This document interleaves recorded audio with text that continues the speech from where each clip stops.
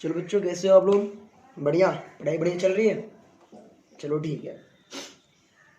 चलिए हम लोग प्रश्नावली 7 पॉइंट जो है ना 2, सॉरी यहाँ नहीं दिख रहा, यहाँ दिखेगा। प्रश्नावली 7.2 का क्वेश्चन नंबर जो है 4 हम लोग देखेंगे। क्वेश्चन नंबर 4 कह रहा है बिंदुओं -3, 10 और 6 - 8 को जोड़ने वाले रेखाखंड को बिंदु -1, 6 किस अनुपात में विभाजित करता है? ठीक है, कहने का मतलब है कि एक ये रेखाखंड है, ठीक है, एक रेखाखंड है ऐसे, इसका मान है ए, इसका मान है बी, और ये कितना कितना है, मान लिया ए बी -3 और 10, और ये कितना है 6 और -8, और यहाँ पे कोई एक बिंदु है, मान लीजिए बिंदु यहाँ पे है, ये इसको डिवाइड कर रहा है -1 और 6 के रेस, इसका जो इसको P मान लिया, -1 और 6 इसका मान आ रहा है। अब पूछ रहा है कि ये जो M1 और M2 है इसका मान क्या है, ये यही पूछ रहा है। तो आप लोग तो पता है ये X का मान होता है और ये Y का मान होता है, और ये M1 और M2 पूछ रहा है, ठीक है। अब ये कैसे निकलेगा, चलिए हम लोग सवाल पे चलते हैं और बनाते हैं। देखिए इसके लिए कुछ भी ज़्यादा नहीं करना है, आप क्या कीजिए, सीधा सीधा फॉर्मूला लिखिए। माना, पहले यहाँ पे लिख लेते हैं, माना P जो है बिंदु A और B को जोड़ने वाले रेखाखंड को M1 और M2 अनुपात में बांटता है, ऐसा आप लोगों को लिखना पड़ेगा नोट्स में। फिर M1x2 M2x1 by M1 plus M2, फिर M1y2 plus M2y1 by M1 plus M2, ये लिखना पड़ेगा। फिर आप x1 y1 और x2 y2 का मान लिख लीजिए, जो कि यहाँ पे दिया हुआ है A और B में। और फिर आप क्या कीजिए, आप बताइए जो इधर x और y का मान निकलता था, तो बिंदु P वही तो है, ये x है और ये y है, हमने यहाँ पे लिख दिया x और y, और वहाँ पे हमने क्या किया M1 x2 M2 x1 मान रखा, पुट किया। बात आया समझ में? इधर हम लोग जो P निकालते थे x और y का मान, वही यहाँ ऑलरेडी दिया हुआ है, और यहाँ पे M1 और M2 दिया रहता था, यहाँ पे M1 M2 पूछ रहा है और यहाँ पे x और y का मान दिया हुआ है।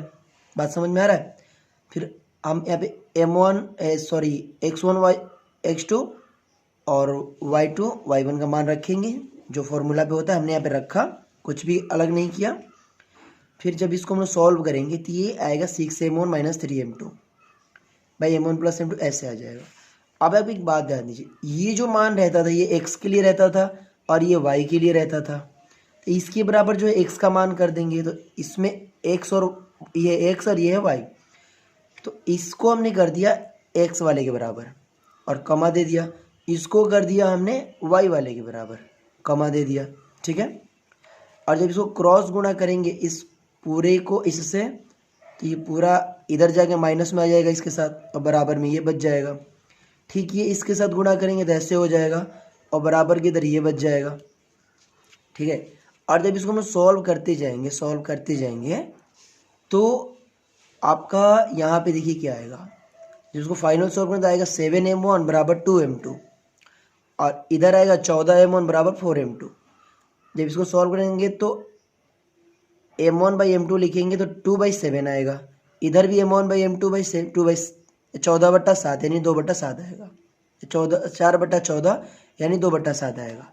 तो m1 और m2 बराबर तो आना ही चाहिए, तो देखिए m1 और m2 दोनों बराबर ही आया है, और m1 और m2 2:7 में विभाजित करता है, यानी कि कहने का मतलब कि ये जो रेखा है ये 2:7 में विभाजित है, ठीक है। ये M1 और M2 2:7 में विभाजित है, कहने का यही मतलब है, ठीक है। चलिए क्वेश्चन नंबर 4 भी हो गया। क्वेश्चन नंबर 5 पे चलते हैं।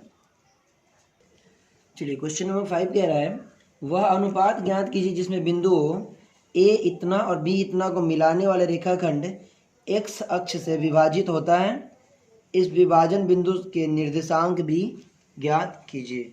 मतलब कि कोई ऐसे मान लीजिए, ऐसे कोई बिंदु है, मान लीजिए ये और ये जब ऐसे काटता है ना, तो इस रेखाखंड को ये एक्स अक्ष विभाजित करता है यहाँ पे, ठीक है, एक्स अक्ष विभाजित करता है, क्वेश्चन में यही कह रहा है। तो इसके लिए हम क्या करेंगे, हम मान लेते हैं, माना एक्स अक्ष पर एक बिंदु x और 0 है, इसके लिए तो मान x ही आएगा और y के लिए मान y ऊपर तो है नहीं तो 0 आएगा, तो ये बिंदु का मान क्या होगा, x और 0 होगा। ठीक है, 0 है जो ए बी को k अनुपात 1 में विभाजित करता है। ये a है, ये b है, ये रेखाखंड को इधर k अनुपात ये 1 में विभाजित करता है, ऐसा हमने मान लिया। ठीक है, विभाजित करता है मान लिया। ये a का मान दिया हुआ है, ये b का मान दिया हुआ है, ये p का मान हो गया x0 और ये k अनुपात 1 में विभाजित करता है। बात समझ में आ रहा है? अब चलिए विभाजन सूत्र का फॉर्मूला लगाइए, x1 y1 x2 y2, और देखिए m1 की जगह पे k हमने पहले भी समझा था फॉर्मूले जब हम लोग बेसिक पढ़ रहे थे, और m2 की जगह पे 1 रखा। ठीक है, p का मान निकालेंगे, ये p है, फॉर्मूला लिखा, p की जगह पे क्या दिया हुआ है, जो ये मान है x और 0 दिया हुआ है, हमने x और 0 रखा। पहले तो निकालना पड़ता था, अभी दिया हुआ है तो रख दिया। m1 की जगह पे k दिया हुआ है तो k लिखा, m2 की जगह पे 1 दिया हुआ है तो 1 लिखा। इसको सॉल्व करेंगे तो देखिए ये जो मान आएगा वो x के बराबर होगा, ये मान जो आएगा वो y के बराबर होगा। तो x के बराबर हमने इस पूरा को रख दिया x बराबर, और इस पूरे को रख दिया हमने 0 यानी y के बराबर। ठीक है, चलिए, और इसको हमने मान लिया समीकरण 1। और देखिए आगे क्या है, इसको जो हम लोग सॉल्व करते हैं आगे बढ़ा करके, तो यहाँ से क्या होगा, ये k+1 है, बराबर के उधर जाएगा तो 0 के साथ गुणा होकर 0 हो जाएगा, बचेगा क्या 5k - 5, इधर की बात कर रहा हूँ, बराबर 0। तो k बराबर क्या होगा, -5 उधर जाएगा +5, और गुणे में 5 है तो बट्टा में 5 है, यानी k बराबर आ जाएगा 1। ठीक है, अब देखिए इस नोट्स में, वही नोट्स का जो बचा हुआ पार्ट है, बिंदु P ए बी को k अनुपात 1 यानी कि 1:1 में विभाजित करेगा। k का मान 1 आया, वही यहाँ पे लिखा हुआ है, जब k अनुपात 1 में विभाजित कर रहा था तो 1:1 में विभाजित करेगा। तो k का मान समीकरण 1 में रखेंगे, तो k हम समीकरण 1 किसको माने थे, हम इसको माने थे। ठीक है, तो जब k का मान समीकरण 1 में रखेंगे तो ये समीकरण 1 का मान था -4k + 1/k+1, k का मान रखा तो आया -3/2। तो जो p का निर्देशांक है वो क्या था, x, 0 था, तो आ गया -3/2, 0। ये p का निर्देशांक भी आ गया और उसका अनुपात भी आ गया। चलिए अब क्वेश्चन नंबर 6 देखते हैं। क्वेश्चन नंबर 6 क्या कह रहा है कि यदि बिंदु 1 2 4y x 6 और 3 5 इसी क्रम में लेने पर एक समांतर चतुर्भुज के शीर्ष हो तो x और y ज्ञात कीजिए। तो पहले तो हमें समांतर चतुर्भुज के बारे में समझना पड़ेगा और फिर हमें x और y निकालना पड़ेगा। ठीक है, चलिए इसे हम बनाते हैं। चलिए देखिए क्वेश्चन नंबर 6 जो है ये कह रहा है कि एक चतुर्भुज है ऐसे,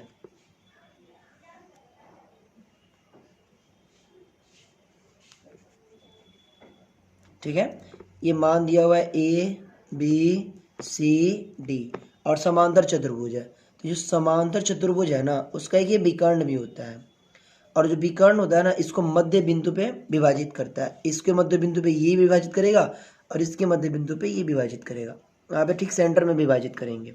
ठीक है, तो ये ABCD का मान दिया हुआ है।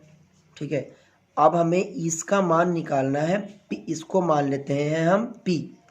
ओके, तो जो ये AC का मध्य बिंदु होगा वो ये BD का मध्य बिंदु होगा।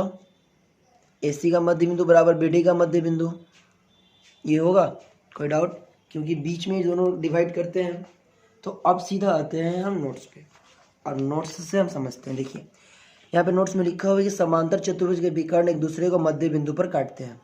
A का मान, B, C और D का मान दिया हुआ है और एक समांतर चतुर्भुज बनाते हैं ये चारों बिंदु मिल करके।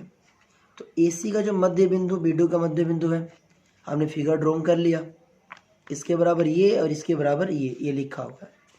अब आप लोगों को याद होगा ये जो माना मध्य बिंदु P है, हमने इसको जो मध्य बिंदु इसको हमने P मान लिया। आप लोगों को याद होगा मध्य बिंदु सूत्र, मध्य बिंदु फॉर्मूला हम लोगों ने निकाला था याद है?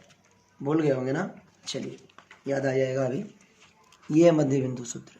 हमने एक और एक माना था, चूंकि दोनों साइड बराबर है तो ये क्या निकला था? मध्य बिंदु सूत्र। इतना आया था, याद है? याद आया? तो वही बात है, जब ये दोनों साइड बराबर है तो मध्य बिंदु सूत्र हम आराम से लगा सकते हैं, कोई ज़्यादा इसमें करने की कोई ज़रूरत है नहीं। तो मध्य बिंदु सूत्र क्या से P का जो मध्य बिंदु निकलेगा x2 प्लस x1 बाई 2 है, y2 प्लस y1 बाई 2। हमने AC बराबर BD माना है, तो हम इसमें AC का मान लेंगे x1 y1 x2 y2। Okay, AC का भी निकाल रहे हैं। ये रखा, ये AC का मान रखा और इधर BD का रखा, दोनों बराबर आ रहे हैं। जब इसको हम लोग सॉल्व करेंगे तो x बराबर x है, इस चूँकि x बराबर x है तो y बराबर y का निर्देशांक होना चाहिए, ठीक है, क्योंकि दोनों बीच में डिवाइड करेंगे। और फिर जब इसको आगे हम सॉल्व करेंगे तो देखिए x का मान आ जाएगा 6 और y का मान आ जाएगा 3। तो जो बिंदु P है, ये P है, इसका x तथा y का निर्देशांक है 6 और 3, और वही इसका आंसर होगा। ठीक है, चलिए क्वेश्चन नंबर 7 भी देख लें। क्वेश्चन नंबर 7 कह रहा है कि बिंदु A के निर्देशांक ज्ञात कीजिए, जहां AB एक वृत्त का व्यास है जिसका केंद्र 2, -3 तथा B के निर्देशांक 1 और 4 हैं। ठीक है, चलिए सीधा आते हैं नोट्स पे और इसे समझने की कोशिश करते हैं। ठीक है, पहले थोड़ा सा समझ लेते हैं फिर नोट्स पे चलेंगे। ये दिया हुआ है क्वेश्चन नंबर 7 की, ये एक वृत्त है, ये इसका व्यास है, इसका नाम है P और ये मान है 2 और -3, और इसका नाम है B और इसका मान है 1 और 4, और ये है A और हमें इसका मान x और y ज्ञात करना है। ठीक है, तो आप लोग याद हो गए मध्य बिंदु सूत्र क्या होता है, तो P बराबर आपका हो जाएगा x1 प्लस x2 बाई 2 कमा y1 प्लस y2 बाई 2, ये हो जाएगा।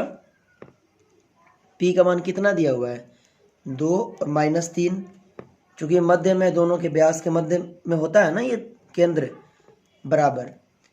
x1 कितना है x है, अब प्लस x1 कितना है x और x2 कितना है 1 प्लस 1 बाई 2 और कमा y1 प्लस y2 बाई 2, यानी y1 कितना है y प्लस y2 कितना है 4 बाई 2, इतना हो गया।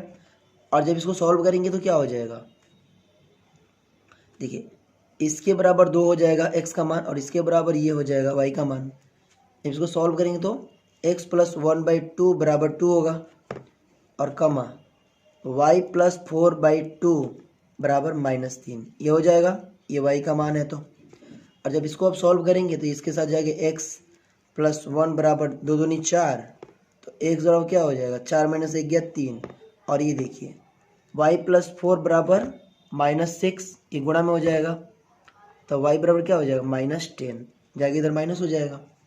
तो आप देखिए x और y का मान क्या आ गया, x और y का मान आ गया 3 और -10।